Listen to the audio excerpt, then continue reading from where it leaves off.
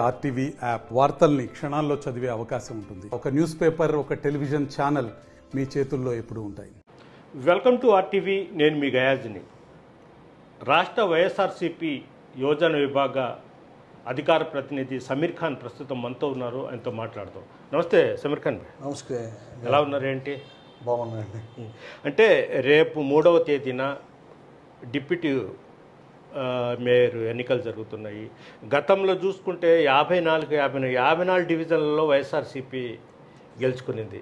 ఇప్పుడు చూస్తే 6, 7 ఉన్నాయి. మొత్తం టీడీపీకి వెళ్ళిపోయింది. ఎలా ఉండబోతుంది? వాస్తవంగా చెప్పాలంటే మా జగనన్న వైఎస్ఆర్ కాంగ్రెస్ పార్టీకి ప్రతి ఒక్కరికి కాళ్ళకి దండం పెట్టే పరిస్థితి ఈ తెలుగుదేశం పార్టీలో మా పార్టీ నుంచి పోయిన వాళ్ళది. చరిత్రలో లేని విధంగా అజీజ్ భాయ్ని మేయర్ చేసింది మా జగన్మోహన్ రెడ్డి గారు. దాని తర్వాత ఎవరైతే జంప్ అయిపోయినారు కదా, డిప్యూటీ మేయర్ రూప్ కుమార్ యాదవ్, ఆయన కూడా వైఎస్ఆర్ కాంగ్రెస్ పార్టీయే. ఇప్పుడుండే మేయర్ శ్రవంతి గారు, ఆమె కూడా వైఎస్ఆర్ కాంగ్రెస్ పార్టీ. ఇప్పుడు ఎవరినైతే మన ముస్లింగా ఎన్నుకుంటున్నారే తాసీన్, ఆమె కూడా వైఎస్ఆర్ కాంగ్రెస్ పార్టీ. అసలు మీరు గుర్తు పెట్టుకొని గెలిచారా? సైకిల్ గుర్తు మీద గెలిచారు? లేదు కదా, జాక్పట్గా గెలిచారు. మీరు ఈరోజు మేయర్లు అయ్యారు, డిప్యూటీ మేయర్ అయ్యారు. అది ఎవరు పుణ్యం? అది ఒక్క జగన్మోహన్ రెడ్డి గారిదే. మీరు జీవితాంతం మీరు పదవులు ఎంత ఎంజాయ్ చేసినా ఇదే నారాయణ గారిని మీరు నమ్ముకొని మీరు వెళ్ళినారు. ఈరోజు డిప్యూటీ మేయర్లు అవుతున్నారు, మేయర్లు అయినారు.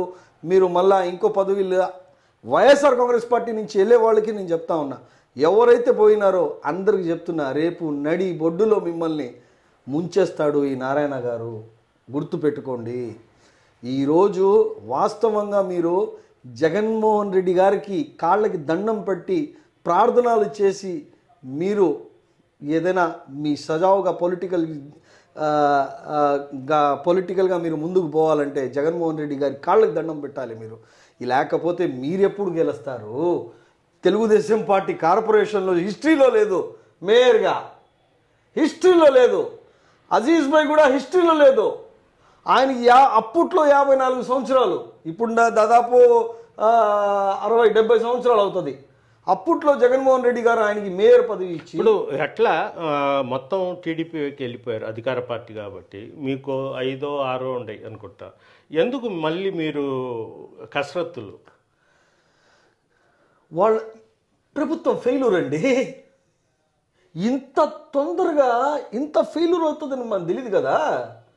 పింఛన్లకి సపోజ్ అనుకుంటాం, ఒక 10,000 మందికి నెల్లూరులో పింఛన్లు ఇస్తూ ఉన్నారు. 10,000 మందికి 5,000 మందికి కూడా ఇవ్వట్లేదు సక్రంగా పింఛన్లు. ఆ స్థితికి గవర్నమెంట్ దిగజారింది. ఆయన సూపర్ 6 అని చెప్పేసి మొన్నే ఒప్పుకున్నాడు నేను చేయలేను అని. వాస్తవం కదా ఇది? వాస్తవమా కాదా? చంద్రబాబు నాయుడు గారు నేను ఈలేను, నేను ప్రజలకు నేను చెప్పదలుచుకుంటున్నాను ఏమబ్బా అనేసి వచ్చి చెప్పినాడు. సమీర్ ఖాన్, ఒకటి గత 2 రోజుల కిందట 2-3 రోజుల కిందట Nellore rural MLA Kotamreddy Sridhar Reddy media సమావేశంలో ఏం చెప్పారంటే, ఆ ఒక్కటి మిస్ అయింది అన్నారు. అది పెద్ద చర్చ అవుతుంది. మీరు వైఎస్ఆర్సీపీ నుంచి ఏమనుకుంటున్నారు? ఆ ఒకటి ఏంటి? ఆ ఒక్కటే మాకు అధికారంలో ఉండేటప్పుడు 2-3 ఇయర్స్ తర్వాత స్టార్ట్ అయింది. అంటే 2 సంవత్సరాల ముందర, వీళ్ళకి 1 ఇయర్లోనే స్టార్ట్ అయిపోయింది. 1 ఇయర్లోనే ఆ ఒక్కటి ఏంటంటే మీకు బ్యాడ్ టైం స్టార్ట్ అయింది అని ఆయన క్లియర్గా చెప్పాడు. మాకేందంటే వైఎస్ఆర్ కాంగ్రెస్ పార్టీలో ఉన్నాడు ఆయన, శ్రీధర్ రెడ్డి గారు ఎమ్మెల్యే గారు. ఆయన పోయిన తర్వాత 2 ఇయర్స్ బిఫోర్ వెళ్ళిపోయినాడు ఆయన. ఇక్కడ మరీ ఘోరంగా తయారైంది. ఎందుకంటే మంత్రి పదవి పాపం ఆ ఒక్కటి ఇలా మేయర్ని మార్చమని అడిగారు. ఆ ఒక్కటి జరగలే. శ్రీధర్ రెడ్డి అన్న మామూలుగా శ్రీధర్ రెడ్డి గారు ఆ ఒక్కడే ఈ జిల్లాలో, ఆయన ఒక్కడే ఏం తెలుసా, పూజారీలు ఉంటారు, రాజకీయాలకి పూజారీలు ఉండరు, పండితులు ఉండరు. ఆ పండితులకి పిహెచ్డి చేసిన వ్యక్తి శ్రీధర్ రెడ్డి అన్న. గుర్తు పెట్టుకోండి, ఆ పండితులకే పిహెచ్డి చేస్తున్నాడు రాజకీయాల్లో. అటువంటి రాజకీయ నాయకుడు ఆయన చెప్పాడు కదా ఆల్రెడీ, నేను నాకు ఏ పని రాదు, రాజకీయాలు సేవ చేయడం పోరాటాలు చేయడం తప్ప, నేను హై స్కూల్లో నుంచే విద్యార్థి దశ నుంచే చేస్తున్నానని. అదే అండి నేను కూడా చెప్తా ఉన్నా, పూజారులకి పండితులకి దానికైనా పిహెచ్డి చేసిన వ్యక్తి ఆయన శ్రీధర్ రెడ్డి అన్న. ఆయన ముందర ఈ నారాయణ గారు ఎక్కడండి బోర్డుల మీద రాసుకునే వ్యక్తి. ఆయన జాక్పట్ ఎమ్మెల్యే అయిపోయాడు, జాక్పట్ మంత్రి అయిపోయాడు. రాజకీయాలంటే కింద నుంచి రావాలి, ప్రజల్లో నుంచి పుట్టాలి, ప్రజల్లో నుంచి రావాలి. అది రాజకీయ నాయకుడు అంటే. ఈయనకి ఏం తెలుసు? ఈయనకి ఏం తెలుసు అసలు? నారాయణ గారికి ఏం తెలుసు? ఆయన రాజకీయ నాయకుడు. ఆయన 3 సార్లు టర్మ్ ఎమ్మెల్యేగా గెలిచాడు. ఆయనతో పోటీ పడ్డం ఎందుకంటే ఆయనకి తెలుసు ప్రజల నాడి ఏంది ఎట్లా ఆయనకి తెలుసు. ఒకటి ఆయన ఎలాంటి గొడవలు అలాంటి నారాయణ గారు పోరు, అభివృద్ధి ధ్యేయంగా ముందుకెళ్తున్నారు. ఆయన పోరండి, ఇద్దరున్నారు కదా. ఆయన వెనకాల లెఫ్ట్ అండ్ రైట్ ఉన్నాడు కదా, వాళ్ళు రావట్లేదా? మా బాలకృష్ణారెడ్డిది పగలగొట్టేశారండి విజయభాస్కర్ రెడ్డి గారు, ఇదే పట్టాభి గారు. అంటే ఆయన చేస్తేనే కదా ఇది జరిగేది. బాలకృష్ణారెడ్డి బిల్డింగ్ మంది సోషల్ మీడియా యాక్టివిస్ట్, అతను ఈజ్ ఎ గుడ్ గాయ్. అటువంటి వాడు అది మున్సిపాలిటీ స్థలంలో కట్టాడు కదా. అది లేదండి, ఎవరు చెప్పారు? మీరు అప్పుడే ఎందుకు ఆపలే? నోటీసులు ఇవ్వాల్సింది ఎందుకు చేయలే మీరు? అంటే వైఎస్ఆర్సీపీ ప్రభుత్వంలోనే ఆయన గుడిసేసుకుని ఉన్నాడు, తర్వాత ఎన్నికల సమయంలో కట్టాడు, మళ్ళీ వైఎస్ఆర్సీపీ అధికారంలోకి వస్తుందని. కట్టేటప్పుడు మున్సిపల్ ప్లాన్ ఇవ్వదా? మున్సిపాలిటీ ప్లాన్ ఇవ్వదా? ఇస్తుందా ఇవ్వదా అండి? నేను చెప్పండి. ప్లాన్ ఇస్తుంది ఖచ్చితంగా. అంత పెద్ద బిల్డింగ్ ప్లాన్ కడతారు కదా. కంపల్సరీ వేకెంట్ ల్యాండ్ ట్యాక్స్ కట్టేసే కదా మనం కట్టాలి. అవును, వాస్తవంగా కట్టాలంటే బిల్డింగ్ వేకెంట్ ల్యాండ్ ట్యాక్స్ కట్టాలి. అది ఖాళీగా ఉంటే దానికి ఒక స్ట్రక్చర్ ఉంటుంది, దానికి ఒక టౌన్ ప్లానింగ్ ఉంటుంది. దాని తర్వాత కదా స్టార్ట్ చేసేది. కట్టిన తర్వాత ఏంది పగలగొట్టడం? ఇది మన మీద రాజకీయ చర్యనే కదా.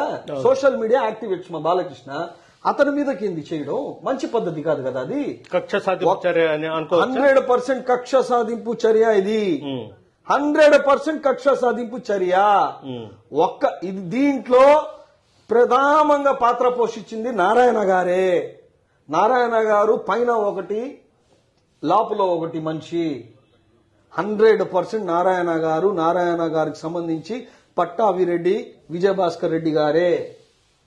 వీళ్ళిద్దరే, వీళ్ళు వెనకాల ఉండి, నారాయణ సార్ వెనకాల ఉండి వీళ్ళిద్దరే చేస్తా ఉండేది. చాలా ఇబ్బంది పెడతా ఉండరు. మంత్రి అయ్యేటప్పుడు నుంచి ఒక్క కార్యకర్తకు పట్టించుకున్నారా? పాపం ఇప్పుడు మా కాళేశాబాయ్ ఉన్నాడు, 42వ వార్డు డివిజన్. ఆ వార్డుకి ఇన్ఛార్జ్ అతను. ఆ వార్డుకి ఇన్ఛార్జ్ హార్ట్ అటాక్ అయింది. పోయి చూస్తున్నారా మీరా? పోయి నారాయణ సార్ చూసినారా? నారాయణ గారు ఒక్కసారైనా చూసినారా? మనిషికి చెన్నైలో ఉన్నాడు పాపం హాస్పిటల్లో. ఆ దేవుడు అతనికి బాగా చేయాలి. అటువంటి కార్యకర్తలకి ఒక్కసారి కూడా గెలిచిన తర్వాత పట్టించుకోలేదు. ఒకటి తెలుగుదేశం పార్టీ పక్కన పెట్టండి, అంటే వైఎస్ఆర్సీపీ సిటీ ఇన్ఛార్జిగా చంద్రశేఖర్ రెడ్డిని పెట్టారు. అవునండి. ఇటు చూస్తే తెలుగుదేశం పార్టీ మంత్రి గారు ఓకే సెట్ అవుతారు. రేపు భవిష్యత్తులో రాబోయే ఎన్నికల్లో ఈయన ఎమ్మెల్యేగా ఇచ్చేస్తే ఆ బలం సరిపోద్ది అంటారా? నారాయణ గారికి అంచనాలు వేసేసారు. ఈయన ఏంది, ఈయన కెపాసిటీ ఏంది, ఈయన ఎన్టీ 3000 మందికి పెట్టి ఎన్ని కోట్లు ఖర్చు పెట్టాడు ప్రతి ఒక్కరికి తెలుసు. ప్రజలు కూడా అందరు తీసేస్తున్నారు. చంద్రశేఖర్ రెడ్డి ఎమ్మెల్సీ ఇప్పుడు ఎవరైతే ఇన్ఛార్జ్ ఉన్నారు కదా మా నాయకుడు, అతని అంచనాల ముందర నారాయణ గారు పనికిరారు. అతను ఒక స్ట్రాటజీ వేస్తే కరెక్ట్ గా వేస్తాడు ఆ మనిషి. చంద్రశేఖర్ రెడ్డి కరెక్ట్ అయిన పోటీ నారాయణ గారికి ఇస్తారు అని నేను గట్టిగా నమ్ముతున్నా. ఎందుకంటే ఆ మంచి విధి విధానాలు, ఆ మంచి మాట్లాడుతనాలు, ఆ మంచి రిసీవింగ్ గాని, ప్రజల గురించి ఆలోచన గాని, ఒక నాయకుడు లాయల్టీ గాని ప్రతి ఒక్కటి చంద్రశేఖర్ రెడ్డి గారికి ఆ నరాల్లో ఉంది, ఆయన బ్లడ్ లో ఉంది.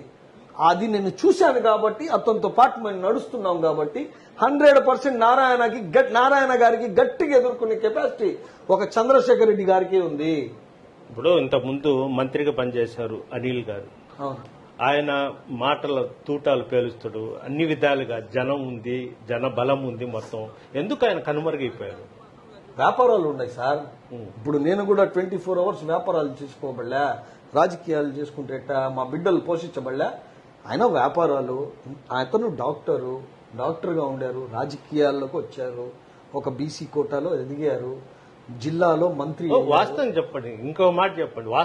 వాస్తవంగా చెప్తున్నాను సార్. ఎదిగారు, 100% మాతో రోజు మాట్లాడుతూ ఉంటారు. మొన్న మన బాలకృష్ణ బిల్డింగ్ పగల కొట్టారు కాబట్టి దాని గురించి కూడా కనుక్కున్నారు, ఏంది ఎట్లా అని. ప్రతి కార్యకర్తకు పలకరిస్తున్నారు. 100% మాతో తోడుగా ఉన్నారు. వ్యాపారాల్లో కొంచెం బిజీగా ఉన్నాను, 100% నేను వస్తాను, 100% వచ్చి మీ అందరితో నేను తోడు ఉంటాను అని చెప్పారు. ఆయనకి మన నాయకుడు జగనన్న వచ్చేసి పల్నాడులో వేశారు. ఇప్పుడు జగనన్నకి పక్కనగా ఉన్నాడు, ఆయన కుడి భుజంలాగా ఉన్నాడు.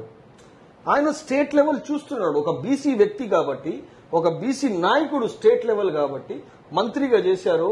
అండ్ ట్రిబుల్ షూటర్ కాబట్టి, సో స్టేట్ లో ఆయన అవసరం ఉంది కాబట్టి జగనన్న ఆయనకి మంచి పదవి పిఎస్సి ఇచ్చి పక్కన పెట్టుకున్నారు. దాని పరంగా కూడా వ్యాపారాల్లో కూడా కొంచెం బిజీగా ఉన్నారు. అంటే వైఎస్ఆర్సీపీలో విభేదాలు అసలు కనిపించకుండానే పెద్ద స్థాయిలో ఉన్నాయి. కాకాని గోవర్ధన్కి అనిల్కి పడదు, అదేవిధంగా రూరల్ విజయ్ కుమార్ రెడ్డికి ఇంకొకరి, ఆ విధంగా ఒకరి సంబంధాలు చాలా లోపల ఘర్షణ అయితే జరుగుతూ ఉంది అనేది ఒక వాదన అయితే వినిపిస్తా ఉంది.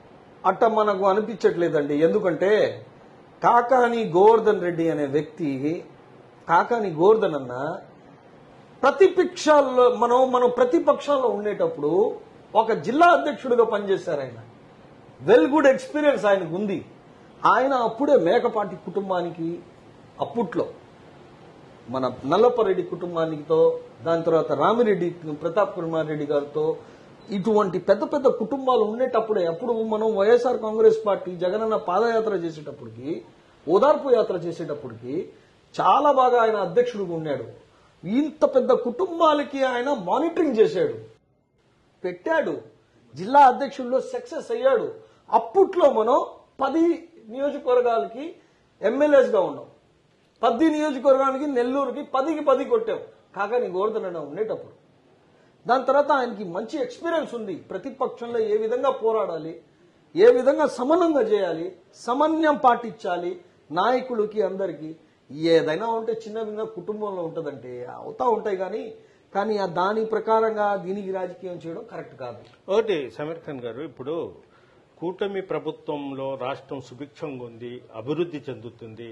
వైఎస్ఆర్సీ ప్రభుత్వంలో విధ్వంసాలు, గందరగోళంగా ఉంది. ఇప్పుడు ప్రజెంట్ బాగుంది. రాబోయే నెక్స్ట్ ఎన్నికలు ఎప్పుడు పెట్టినా, ఒకవేళ జమినీ ఎలక్షన్ పెట్టినా మళ్ళీ కూటమి ప్రభుత్వమే వస్తుందని కూడా వాళ్ళు ధీమా వ్యక్తపరుస్తున్నారు.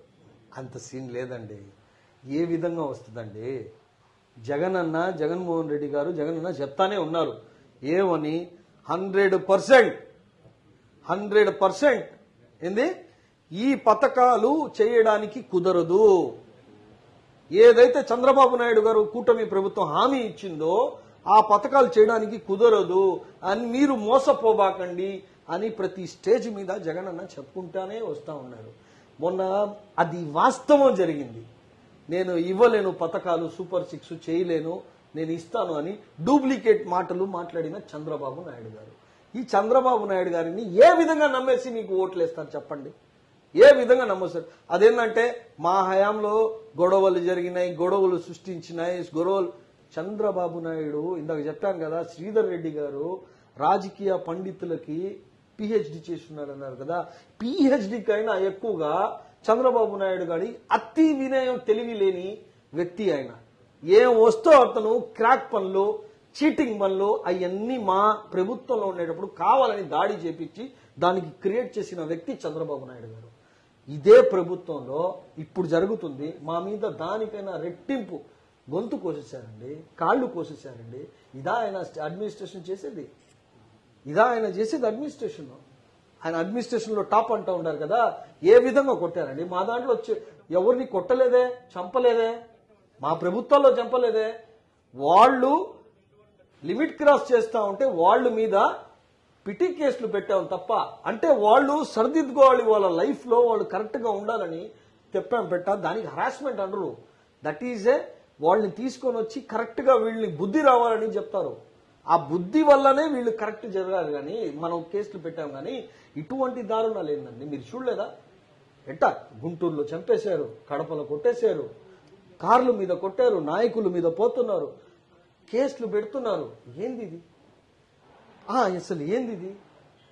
ఇప్పుడు మీరు రాజకీయాల్లో మనం రాజకీయం చేస్తూ ఉంటే ప్రజలకు ఇబ్బంది లేకుండా చేయాలి. కార్యకర్తలు లేకపోతే పార్టీ లేదు. ఈరోజు మా మీద చేశారు, రేపు మా ప్రభుత్వం రాదా? వైఎస్ఆర్ కాంగ్రెస్ పార్టీ రాదా?